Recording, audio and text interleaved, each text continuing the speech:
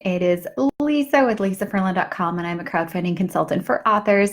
And I have 3 tips for you if you're planning on launching your Kickstarter or Indiegogo campaign during cold and flu season, which is right now, actually.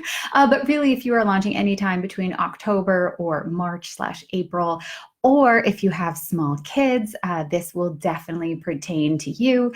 And I always encourage all of my clients to schedule as much as possible, but really nothing beats an automated system than when you are flat on your back because you are super sick with influenza or any other type of viral infection that just knocks you on your butt.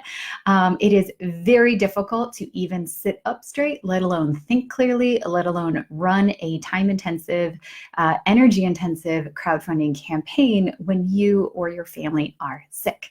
So here are my 3 tips for what you should do if you are planning to launch during cold or flu season, just to cover all your bases and make sure that you are not caught in a position you don't want to be in, which is where you launch a campaign and you're just too sick to do anything because someone in your family is sick. So here's tip number 1. Tip number 1, schedule as much as you can with your campaign on your social media accounts.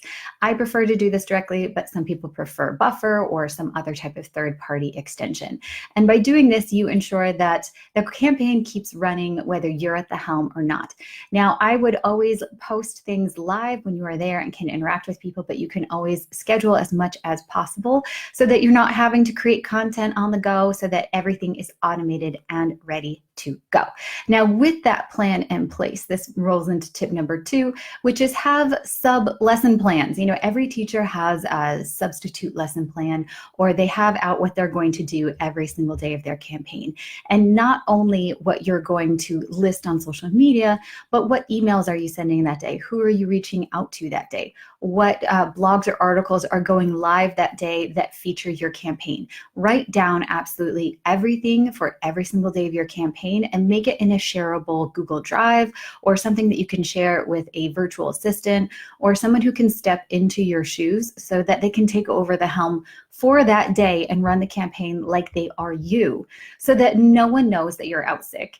If it's for the day or for 2 days, believe me, spending a few $100s for a VA to come in and step into your shoes is worth it if you were trying to raise $10,000 to $15,000, right? Like, come on.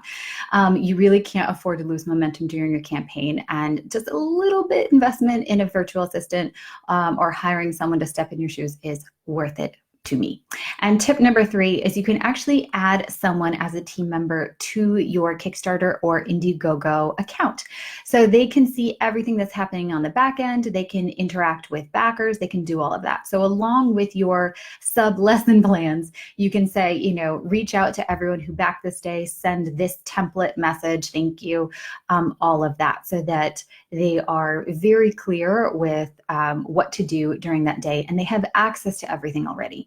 So if you do all of this planning before you launch, you will cover all your bases. And I know I am like an Uber planner to the 9th degree, but believe me, it is worth your peace of mind when you are looking at fundraising thousands and thousands of dollars. You really need to have these safeguards in place so that you don't waste any of this hard work that you have worked so hard for, all of this energy and audience building you've been doing over the past few months. It's too important to let some illness sideline you and take you out of the game.